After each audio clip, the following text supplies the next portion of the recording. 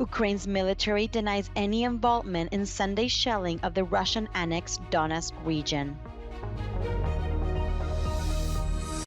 Ukrainian military denies any involvement in Sunday's shelling of Russian-annexed region Donetsk.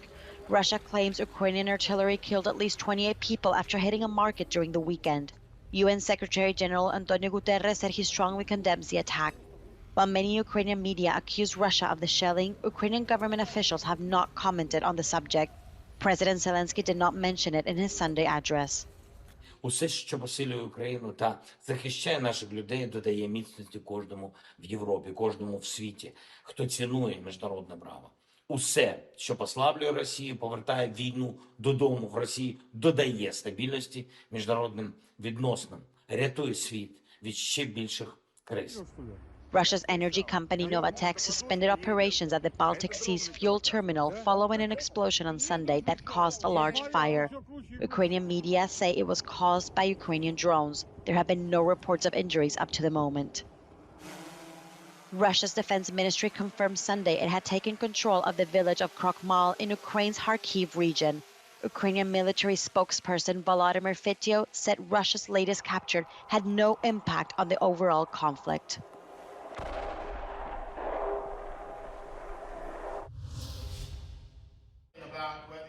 Florida Governor Republican Ron DeSantis, who campaigned for president under the motto, "Never back down," has backed down. On Sunday, he announced his decision to drop out of the campaign and endorse Donald Trump. DeSantis has steadily been losing support since he joined the campaign in late May. He suffered a sound defeat in the Iowa caucuses, losing 21% to Trump's 51%. Trump heartily welcomed DeSantis' step in a departure from his usual mocking tone, congratulating him on doing a very good job. The death toll in Gaza has now passed 25,000, according to the health ministry there, and most of them women and children. Yet Israeli officials say the fighting is likely to continue for several more months. Furthermore, almost 63,000 Gazans have been injured. However, none of the 36 hospitals are fully functional. On Sunday, the Israeli army released a video of a tunnel in Khan Yunis, where they believe around 20 hostages had previously been held. Israel's government is facing increasing pressure from the public to end the war and bring home the rest of the hostages, but Hamas has said it won't release any more until there's a ceasefire. Meanwhile, Israel continues to attack, including areas in the south where it told civilians to seek refuge. But many Palestinians have ignored evacuation orders, saying nowhere feels safe. Farmers and truckers have disrupted traffic on roads near Bucharest and other cities in Romania for over a week now, demanding lower taxes and compensation for losses caused by imports from neighbouring Ukraine. And since talks with the government have so far failed, they say their protest convoys aren't going anywhere.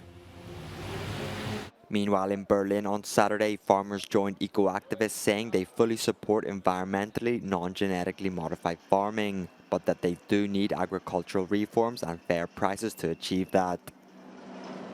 And in southern France, mass protests over the past few days have forced the government to address farmers' issues. As workers set up camp and blocked motorways, they claim that the authorities' eco-transition policies make national producers uncompetitive. They say that this not only makes farms unprofitable, but it also forces people to search for products abroad. Legal migration could help solve the problem of Europe's declining population. This was the suggestion of EU Commission Vice President for Democracy and Demography, Dubravka Šuica. According to Eurostat, the number of Europeans aged 65 or more across the EU will go up from 90 million in 2019 to nearly 130 million by 2050. We don't have enough people, we don't have enough human capital here in Europe, but also in Greece, also in many member states. We presented Toolbox last October, and we have 4 pillars. So as I already said, we were trying to harness human capital from families, young people, older people. And this is phenomenon because because we live 10 years more in the last 5 decades. Furthermore, the EU Statistics Agency projects that by 2050, there will be fewer people younger than 55 living on the continent, 13.5% fewer, in fact. Europe has to find a way out. So this is the reason why we installed fourth pillar, which is migrants. When I say migrants, it's legal migrants. I know that this topic is very sensitive. We are talking about brain drain, but not only about brain drain, but about brain gain and brain circulation. So these people can gain knowledge here in Europe, and they can go home again. EU officials say that legal immigration to the bloc needs to increase by 1 million people per year to boost the shrinking workforce.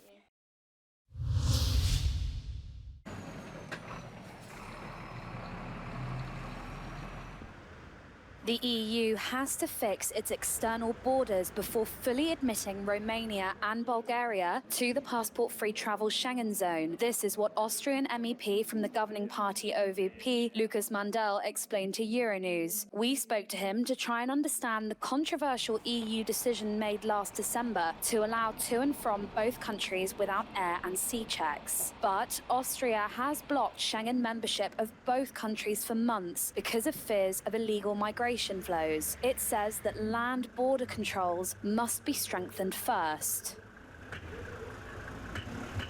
Austria has a very constructive and positive approach. We want to find a solution. As I always have stated, we want to have Bulgaria and Romania within the Schengen zone. It's just not yet possible because the European Union external borders are not yet protected properly. And this is why Austria has pushed forward the clear message that we first have to solve our external border issue in terms of irregular migration, and then we can go ahead with, I would say, finishing the Schengen area.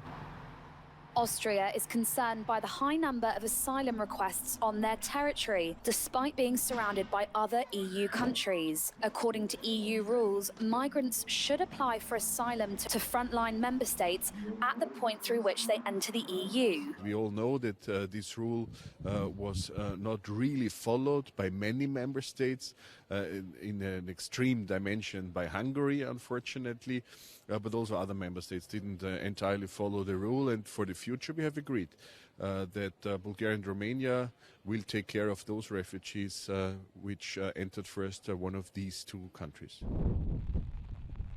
Now, Romania and Bulgaria have agreed to strengthen the control of their external borders with the help of EU agency Frontex. They have also committed to processing asylum requests on their own territory. When it comes to airports and sea borders, both Romania and Bulgaria will join the Schengen zone on the 31st of March this year. However, talks will continue into 2024 about the next steps when it comes to land borders. The two towers are the historical memory of the city of Bologna, also called the Turrita, because in medieval times it was crowned by around 100 towers. They are symbols of prestige of the richest and most influential families. The highest tower measures 97 meters, but it is the lowest one of 47 meters, which worries the people of Bologna. It has 4 degrees of slope, even more than the Tower of Pisa. Le due torri sono il simbolo della nostra città, sono ricordate da Dante nella Divina Commedia come la torre pendente, la Garisenda, sono un simbolo di identità del centro storico medievale più esteso d'Europa. Queste torri e questi portici rappresentano il paesaggio bolognese, per noi è impensabile perderle e per questo ce ne dobbiamo prendere cura. The Garisenda Tower has been leaning since its birth more than 900 years ago, due to the subsidence of the land and the foundations during construction.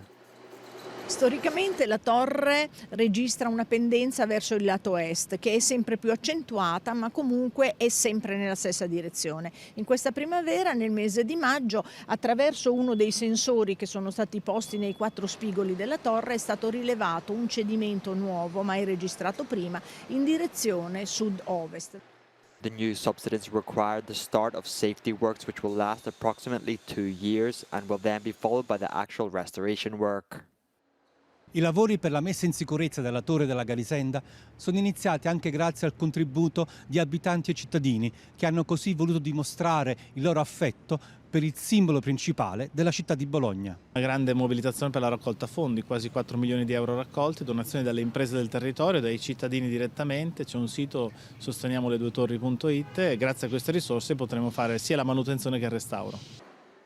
Hopefully the Garisenda Tower will remain stable for a long time, although it will continue to lean.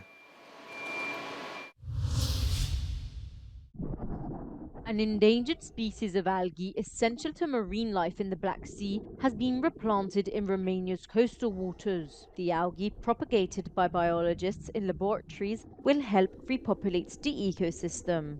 The seaweed Cystocera barbata was once abundant in the Black Sea, but a combination of environmental factors have gradually destroyed it since the 1970s. In response, experts have tried different methods to propagate the plant. Ne-am propus să înmulțim, să multiplicăm această algă prin metode experimentale, adică niște actuare, dar și prin multiplicare in vitro, adică de obținere de foarte multor indivizi prin metode de laborator. So far, seedlings have been planted in the waters of the Romanian towns of Constanta and Agigea. Scientists hope the nursery will help some species of fish and crustaceans to survive, which will also be an excellent indicator of seawater quality. Este un indice de sanitație, de sănătate, de poluare a apei, fiindcă nu apar decât atunci când apa este bună, este curată. Dezvoltarea acestora pe fundul apei, dincolo de faptul că ne arată că sunt ape curate, dincolo de faptul că există un biotop pentru alte specii, îmbogățește Marea Neagră.